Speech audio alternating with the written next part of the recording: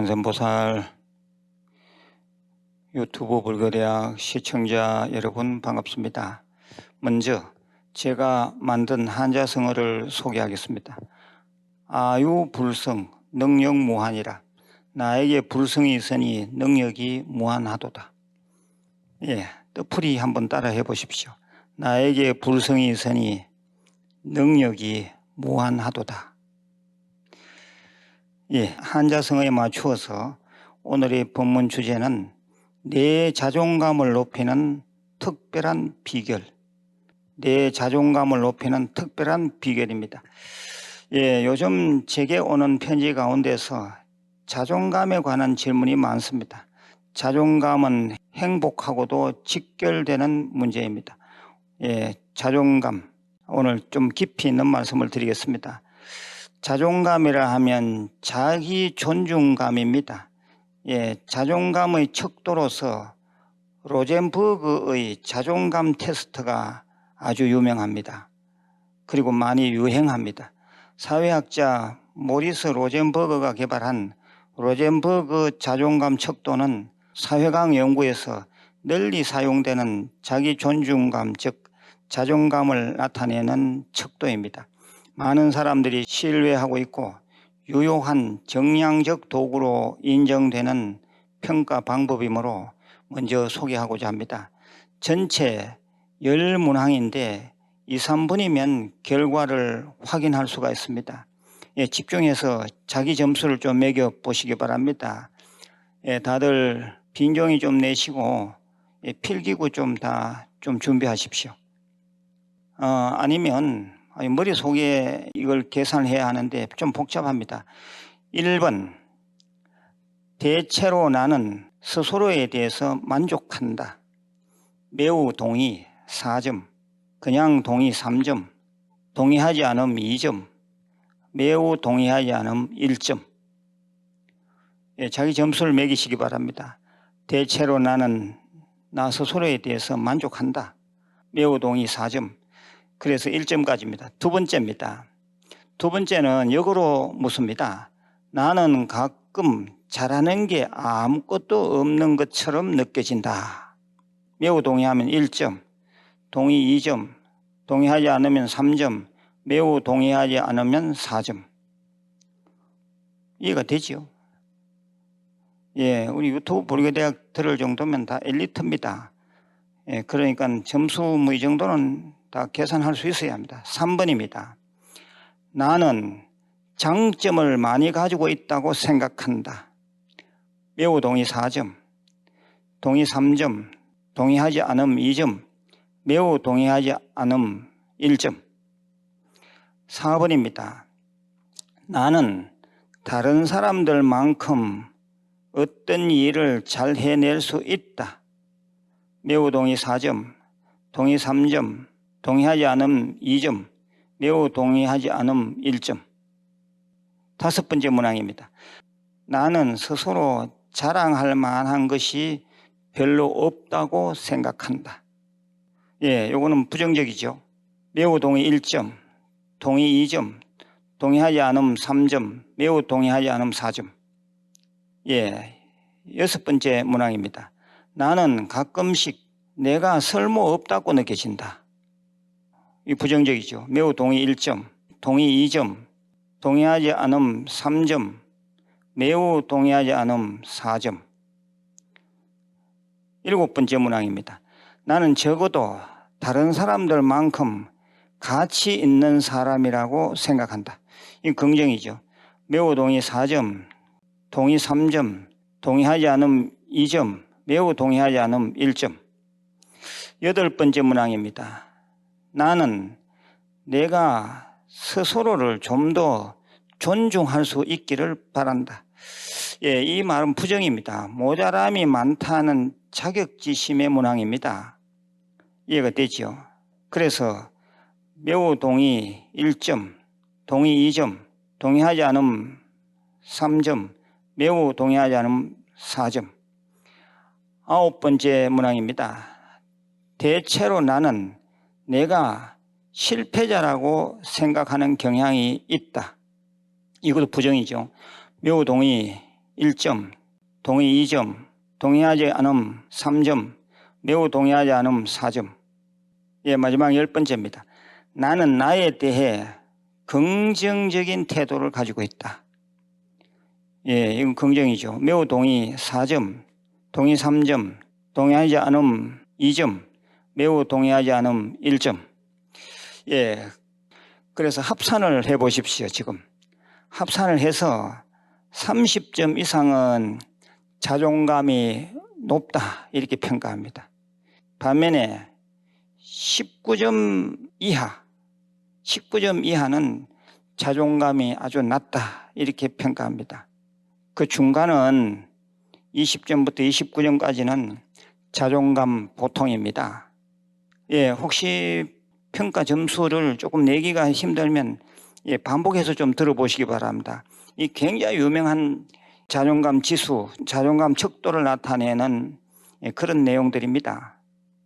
그래서 점수를 환산했을 때 또는 스스로 생각했을 때 자존감이 높은 사람은 늘 삶에 자신감이 있습니다.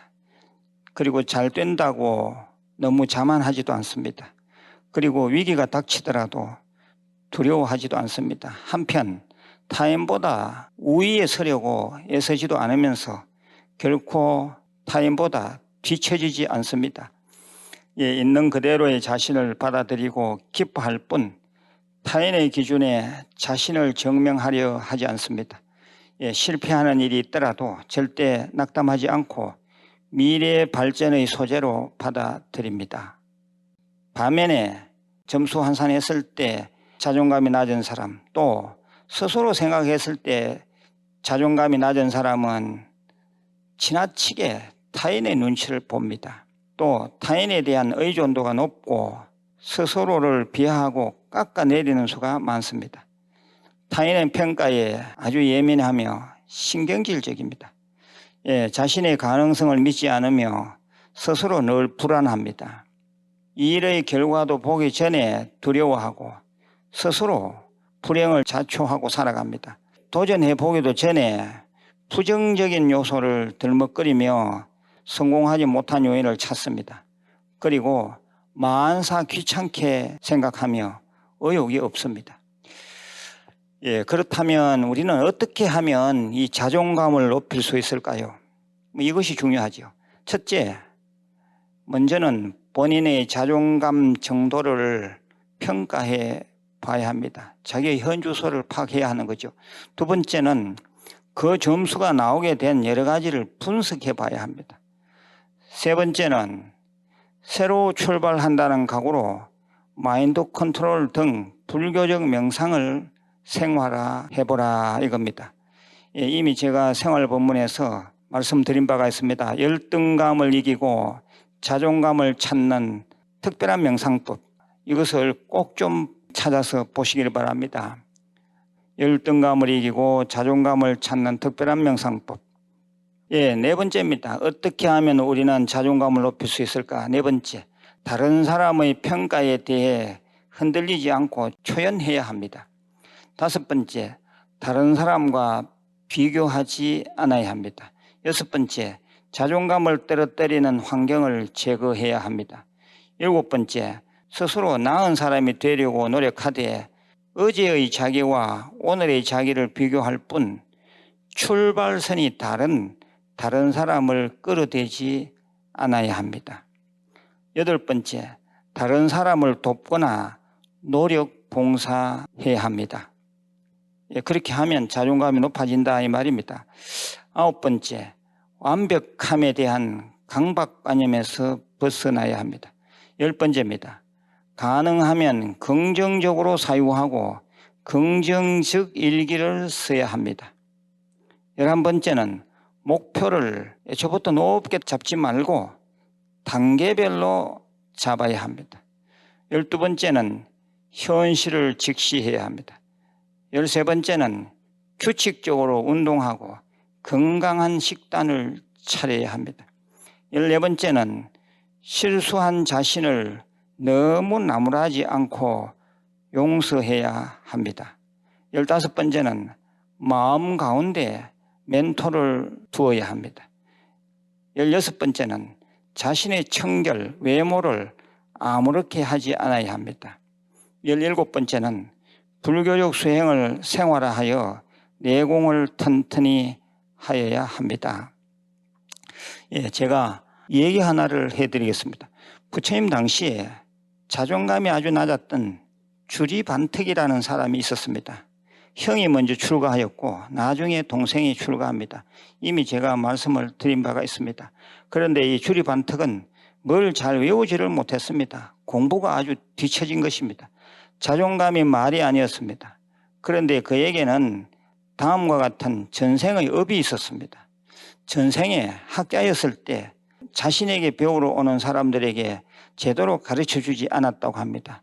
또 한편 어느 생에서는 돼지를 치는 사람이었을 때 돼지떼를 몰고 강을 건너는데 돼지들이 강 건너는 것이 무서워 말을 듣지 않으니까 돼지를 밧줄로 묶어서 한꺼번에 강을 건너게 하다가 다 죽게 했다고 합니다. 또 어느 생에서는 소 치는 사람이었을 때 소가 말을 듣지 않으니까 그 소 입에 진흙을 쳐넣어서 죽게 하였다고 합니다. 그래도 이 생에 와서는 좀 다행인 것이 절집안에 들어와서 부처님 정법을 만나서 전혀 다른 인생을 살게 된 것이라는 겁니다. 하지만 아둔하고 어리석은 게 문제였습니다. 어느 날은 공부를 못한다고 수탕구박을 받다가 기원정사 절 일주문 밖에 쫓겨났습니다. 마침 일주문 안으로 들어오시는 부처님께서 일주문 기둥에 기대어 서서 울고 있는 주리반특을 보시고는 말씀하셨습니다. 너는 왜 여기서 울고 있느냐? 주리반특의 대답입니다. 부처님, 제가 아둔하고 어리석어서 쫓겨났습니다. 부처님은 말씀하셨습니다. 너는 너 자신을 아는 것을 보니 절대 아둔하고 어리석지 않다. 이렇게 해서 부처님은 주리반특을 직접 지도하시게 되었습니다. 어느 정도 자존감을 회복한 주리반특은 마침내 정진 끝에 깨달음을 이룰 수가 있었습니다.